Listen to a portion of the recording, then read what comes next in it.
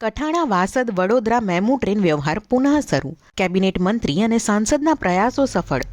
Corona મહામારી દરમિયાન બંધ થઈ ગયેલી કઠાણા વાસદ વડોદરા મેમુ ટ્રેન આજે રવિવારે ફરી દોડતી થઈ. કઠાણા ગામ મરી મસાલા હબ તરીકે જાણીતું અને બોરસદ તાલુકાના કાંઠાગાળા વિસ્તારમાં સૌથી મોટા ગામ તરીકે અનેક ગામોને જોડતું સેન્ટર. વર્ષો પહેલા અહીં બ્રોડગેજ લાઇન નંખાયા બાદ રેલવે સેવા નિયમિત ચાલતી હતી, પરંતુ કોરોના કાળમાં રેલવે વિભાગે આ રૂટ બંધ કરી દીધો હતો, જેના કારણે બોરસદ આંકલાવ તાલુકાના 40થી વધુ ગામોના લોકો પર રોજિંદા મુસાફરોને સીધી અસર પડી. ગંભીરા બ્રિજ દુર્ઘટના બાદ નોકરિયાતો અને વિદ્યાર્થીઓ ભારે હાલાકીમાંથી પસાર થતા હતા. અનેક રજૂઆતો છતાં રૂટ શરૂ ન થયો હતો. સાંસદ મિતેશ પટેલ અને કેબિનેટ મંત્રી રમણભાઈ સોલંકીના સક્રિય પ્રયાસોથી હવે રાહત મળી. રવિવારે સવારે કઠાણા રેલવે સ્ટેશન પરથી સ્વામિનારાયણ મંદિર બોચાસણના સંતોની ઉપસ્થિતિમાં આગેવાનોએ ટ્રેનને લીલી ઝંડી બતાવી પ્રસ્થાન કરાવ્યું. ટ્રેન સેવા પુનઃ શરૂ થતાં બોરસદ આંકલાવ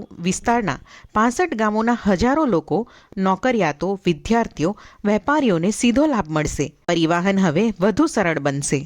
આજ રોજ કઠાણા ગામેથી વડોદરા સુધી મેમુ ટ્રેનની શરૂઆત થઈ રહી છે.